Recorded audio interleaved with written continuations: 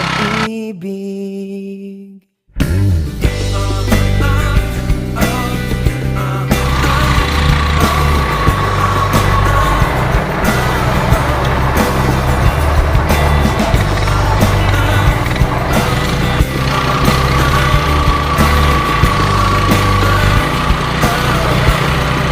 Parang isang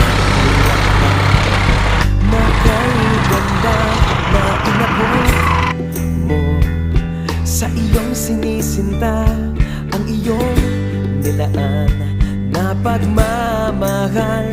Ang dulot nito ay tunay na ligaya.